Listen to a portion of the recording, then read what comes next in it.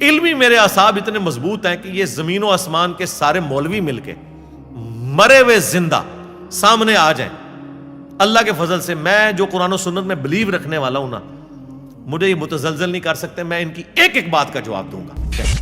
یہ سمجھتے ہیں کہ جب یہ کروں گا نا تو وہ ڈر جائے گا، ایف آئی آر نہ کٹواؤ. آپ کیا سمجھتے ہو مجھے جیل میں ڈلواؤ گے تو اس کا مجھے کوئی نقصان ہوگا؟ نہ، میں نے جو کچھ ریکارڈ کروانا ہے وہ تو کروا دیا ہے. میں اندر جاؤں گا، پورا انٹرنیشنل میڈیا تو اڑے ہوتے ہوئے گا. سوشل میڈیا پر اپنے مذہبی لیکچرز کی وجہ سے معروف ہونے والے اسلامی اسکالر انجینئر محمد علی مرزا ان دنوں گرفتار ہیں، جس کی وجہ انہی کا ایک ویڈیو کلپ بنا ہے جس میں وہ مسیحی خاتون کے ساتھ مسلمان مرد کے نکاح کی اجازت کے تناظر میں بات کر رہے ہیں. جہلم کے تھانہ سٹی میں 24 اگست کو ایک شہری نے درخواست دی کہ محمد علی مرزا نے اس بارے میں بات کرتے ہوئے توہین آمیز عبارت کہی اور گستاخانہ الفاظ کہہ کر تمام مسلمانوں کے جذبات کو مجروح کیا ہے. اس درخواست پر پیکا ایکٹ کے ساتھ ساتھ تعزیرات پاکستان کی دفعہ 295 کے تحت بھی مقدمہ درج کر کے محمد علی مرزا کو گرفتار کر لیا گیا، جس کے بعد یہ بحث شروع ہو گئی کہ کیا کسی اور کے کہے گئے گستاخانہ الفاظ کو دہرانا بھی گستاخی ہے یا نہیں. محمد علی مرزا پر الزام یہی ہے کہ انہوں نے مسیحیوں سے ایک گستاخانہ نظریہ منسوب کیا اور اسے دہرا دیا، جسے گستاخی قرار دیا جا رہا ہے. محمد علی مرزا کو ابتدائی طور پر 26 اگست کو ڈپٹی کمشنر جہلم کے حکم پر 3 MPO کے تحت حراست میں لیا گیا تھا، جس کے بعد انہیں national cyber crime investigation agency کے حوالے کر دیا گیا. اس کے بعد national cyber crime investigation agency نے ایک خط لکھ کر محمد علی مرزا کے بارے میں اسلامی نظریاتی کونسل کی رائے طلب کی، اور اسلامی نظریاتی کونسل نے 24 ستمبر کو اپنے ابتدائی فیصلے میں کہہ دیا کہ محمد علی مرزا کے کئی بیانات میں ایسے جملے موجود ہیں جو محض نقل کفر پر مشتمل ہے مگر کسی شرعی مقصد کے بغیر کہے گئے ہیں. اس بنا پر ان کا یہ طرز عمل سخت تعزیری سزا کا مستحق ہے، اور چونکہ یہ عمل انہوں نے بار بار دہرایا ہے اس لیے ان کا جرم مزید سنگین صورت اختیار کر گیا ہے. ان کا بیان قرآن پاک کی توہین، مانوی تحریف کے زمرے میں بھی آتا ہے اور توہین رسالت کو بھی مستلزم ہے. لہٰذا اس پر آئند دفعات میں توہین قرآن کی دفعہ بھی شامل کی جائے. محمد علی مرزا کا بیان فساد فی الارض کو پھیلانے کا باعث ہے. اس حوالے سے ہم نے مختلف مکاتب فکر کے علماء سے بات کی اور ان کا موقف معلوم کیا، جبکہ کچھ علماء اپنا موقف مختلف پلیٹ فارمز پر دے چکے ہیں، وہ بھی ہم آپ کے سامنے رکھیں گے. ان میں سے متعدد علماء کو محمد علی مرزا سے شدید اختلاف ہے، ان پر کھل کر تنقید کرتے ہیں اور ان کے انداز بیان کے بہت بڑے ناقد ہیں. پھر بھی موجودہ مقدمے پر انہوں نے کھل کر رائے دی اور اس معاملے پر محمد علی مرزا کی حمایت کی، اور ہم آپ کے سامنے رکھیں گے تمام علماء دین کا موقف. سب سے پہلے معروف عالم دین مفتی طارق مسعود نے دیکھیے کہ اس مقدمے کے حوالے سے کیا کہا. یہ جو 295C کا قانون ہے نا، یہ ایسا لگتا ہے کہ شدت پسند مولویوں کے ہاتھ میں دشمنی نکالنے کا ایک کھلواڑ بن چکا ہے.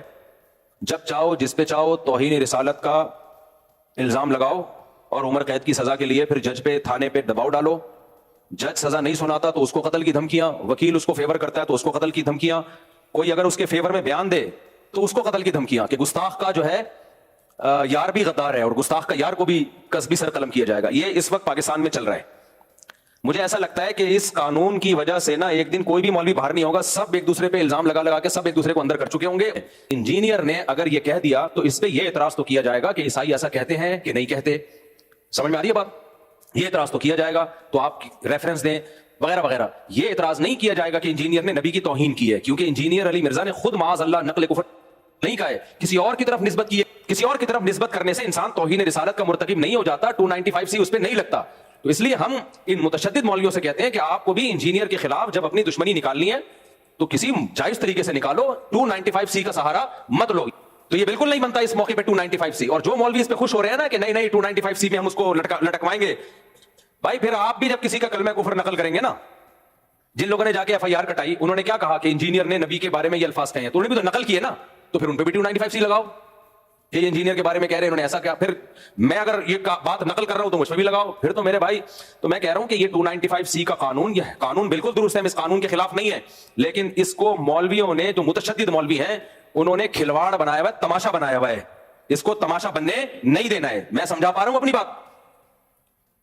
کچھ متشدد مولویوں انہوں نے دشمنی نکالنی ہے تو اس کے لیے 295C جیسے مقدس قانون کا سہارا لے رہے. وہ یہ 295C کی توہین ہے، میں سمجھتا ہوں اس قانون کی توہین ہے. یہ جب چاہو منہ اٹھا کے جس کو چاہو گستاخ رسول قرار دے دو. معروف عالم دین علامہ امین شہیدی کے سامنے ہم نے یہ سوال رکھا کہ کیا دوسرے کا بیان نقل کرنے پر توہین کا مقدمہ بن سکتا ہے یا الزام لگ سکتا ہے، تو دیکھیں انہوں نے کیا جواب. دیکھیے، یہ صرف پاکستان کا مسئلہ ہے، دنیا میں تقریباً 57 اسلامی ممالک ہیں، کسی ملک میں اس طرح کا کوئی مسئلہ نہیں ہے. یہ جو توہین رسالت، توہین صحابہ، توہین فلان، یہ چیزیں جو ہیں پاکستان ہی میں آہستہ آہستہ پنپنے لگی اور اس کو پروموٹ کیا گیا اور اس کے نتیجے میں شدت پسندی کو اپنے عروج تک پہنچایا گیا ہے. آپ نے کبھی سعودی عرب کے بارے میں سنا، کبھی ایران کے بارے میں سنا، کبھی عراق کے بارے میں سنا، کبھی آپ نے لبنان کے بارے میں سنا، کبھی آپ نے کویت کے بارے میں سنا، مصر کے بارے میں سنا؟ وہ سارے کے سارے اسلامی ممالک ہیں، اور وہاں پر بعض ممالک تو ایسے ہیں جہاں پر ہم سے زیادہ کمیٹڈ اور ہم سے زیادہ باعمل لوگ رہتے ہیں، لیکن وہاں پر آپ نے ایسی بات نہیں سنی ہوگی۔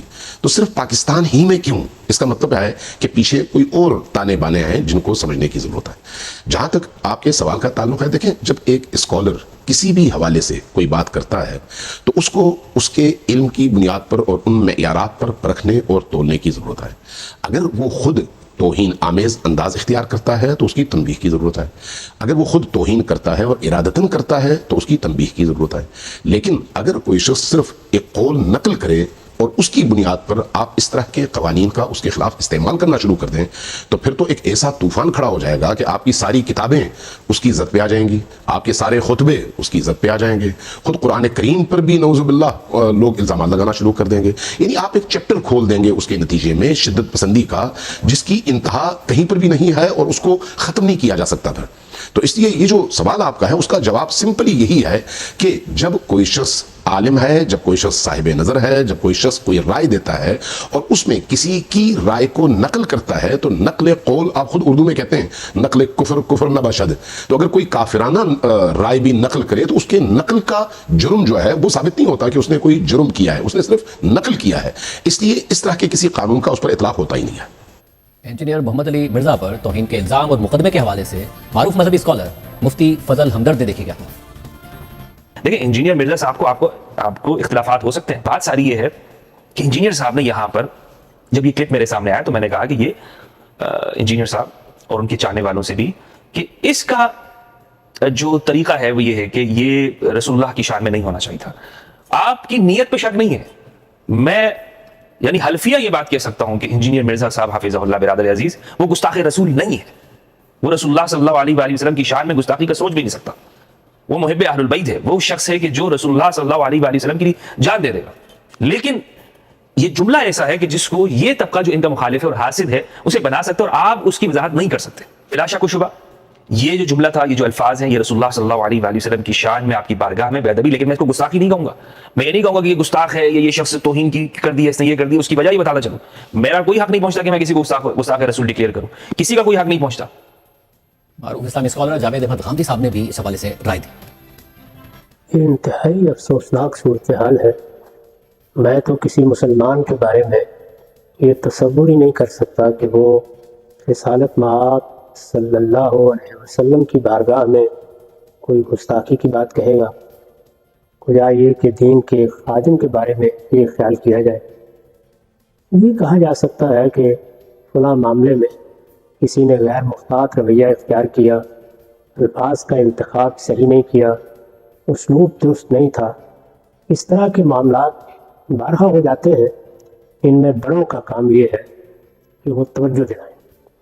اس ملک میں اساتذہ ہیں، علماء ہیں، ہمارے بہت سے اکابر ہیں، ایسی شخصیات ہیں جن کو اپنے علم و فن میں امام کہا جا سکتا ہے۔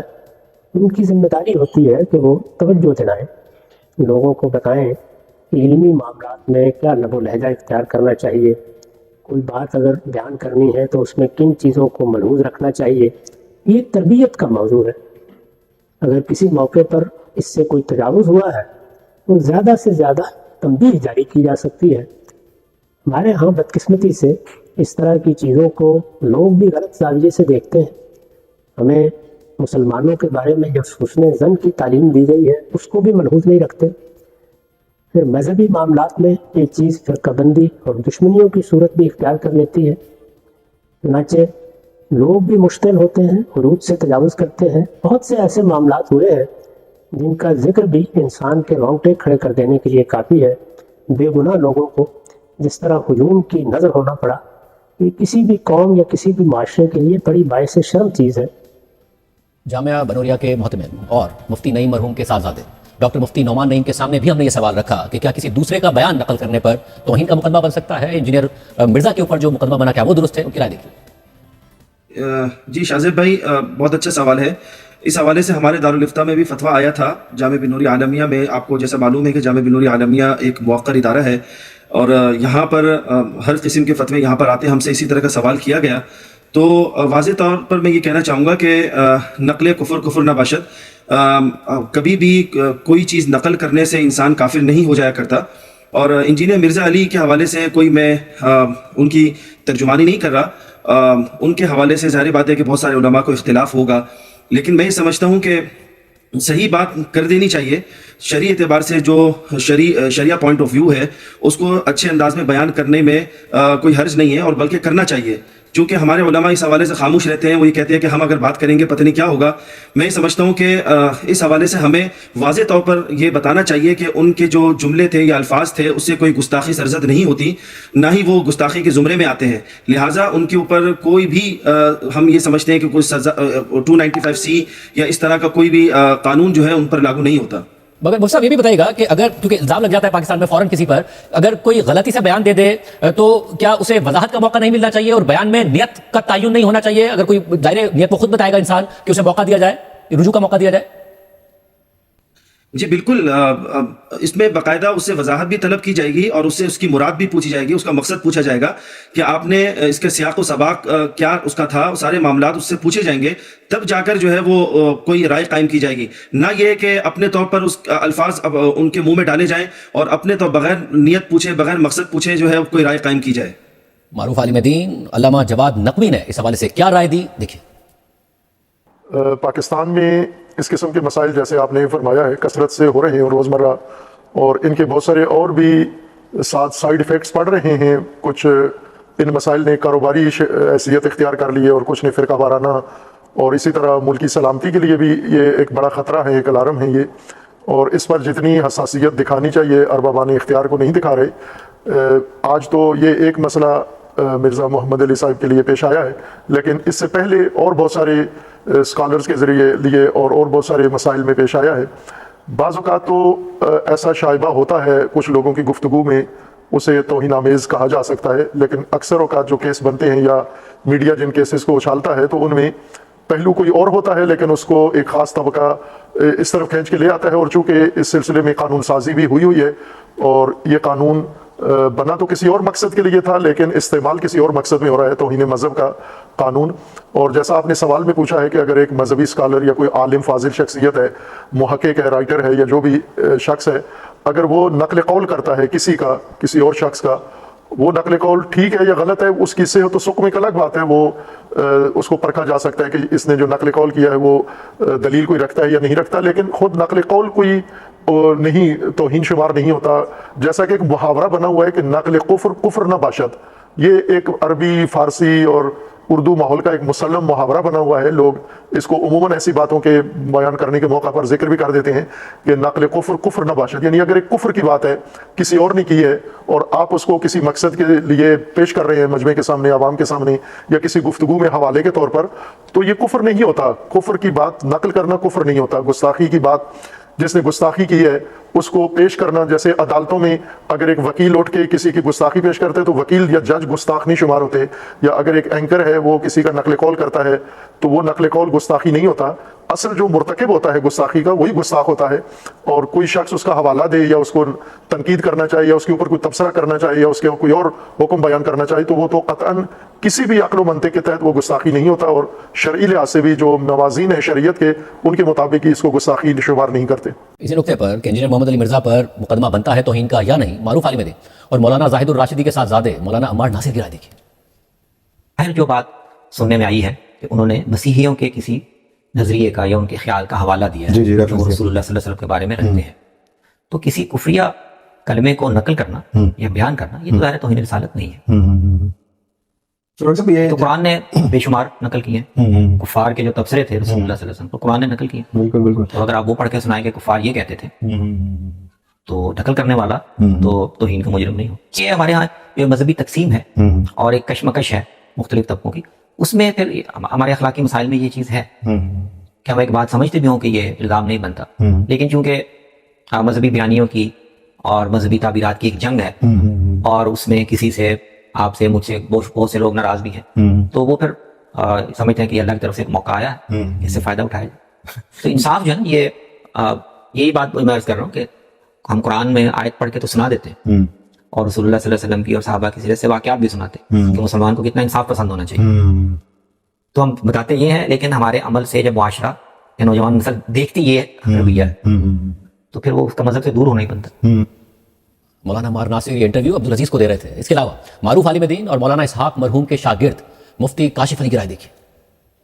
یہ قانون کی حفاظت نہیں ہو رہی بھائی جان، یہ قانون کو برباد کرنے کی کوشش کی جا رہی ہے، اس لیے 295 کا غلط استعمال کرنے سے سارے فرقوں کو مل کے روکنا چاہیے، اور روک رہے ہیں۔ غامدی صاحب بھی آ گئے، حالانکہ لوگوں نے سیکولر لبرل کہتے ہیں، وہ حافظ سید حیدر حسین نقوی بری امام سے پیر صاحب آ گئے ہیں، UK سے فتویٰ آ گیا ہے، ہر جگہ سے فتوے آ گئے، بنوریا سے بھی آ گیا ہے، دیوبندی بھی بول رہے ہیں کہ قانون 295 کا اس کے اوپر نہیں لگتا۔ یہ مسئلہ خالصتاً نقل کفر کا ہے، اور نقل کفر جو ہوتا ہے وہ کفر نہیں ہوتا۔ نقل کفر تو اللہ کے بندے، آپ یہی سمجھ نہیں ہے کہ اللہ تعالیٰ نے قرآن مجید میں کافروں کے قول نقل کیے ہیں کہ وہ کافر یہ کہتے ہیں، وہ یہود یہ کہتے ہیں، نصارہ یہ کہتے ہیں، ساری دنیا یہ کہتی پھرتی ہے کہ نقل کفر ہوا۔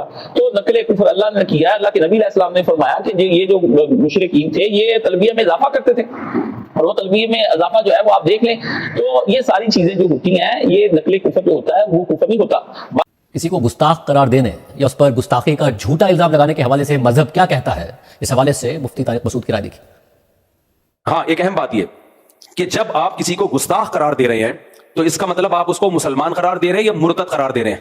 بولو، گستاخ رسول مومن ہو سکتا ہے، تو آپ اس کو کافر قرار دے رہے ہو کہ نہیں قرار دے رہے؟ اور حدیث میں کیا آتا ہے، اگر تم کسی کو کافر کہو اور وہ نہ ہوا تو وہ کفر کا وہ کہاں لوٹے گا؟ تمہاری طرف لوٹے گا۔ اور پوری امت کی علماء کا اجماع ہے، اس میں کوئی دیوبندی بریلوی کا فرق نہیں ہے، شیعہ ہو، سنی ہو، دیوبندی ہو، بریلوی ہو، حنفی ہو، شافی ہو، مالکی ہو، حنبلی ہو، پوری امت کا اس مسئلے پر اجماع ہے، اور آج سے نہیں صدیوں سے اجماع ہے کہ ایک آدمی کے کلام ایسا کلام کیا جو کفریہ کلمہ ہے، لیکن اس کی بات کے 100 مطلب نکالے جا سکتے ہیں، 99 مطلب نکلتے ہیں کفر والے، ایک مطلب ایسا ہے کہ جس میں تعویل کر کے مسلمان بنایا جا سکتا ہے اس کو، پوری امت کا اجماع ہے کہ وہ ایک مطلب لیا جائے گا اس کا، کیونکہ اسلام میں کسی مسلمان کو کافر قرار دے دینا یہ اس کو قتل کرنے سے زیادہ بدتر ہے۔ لا یجرمنکم شنآن قوم علی الا تعدلوا، قرآن کے الفاظ ہے، اے ایمان والوں کسی کی دشمنی تمہیں عدل و انصاف سے نہ روکے۔ اگر آپ کو کسی سے دشمنی ہے تو یہ نہیں کہ اسلامی حکام ہی آپ چینج کر دیں،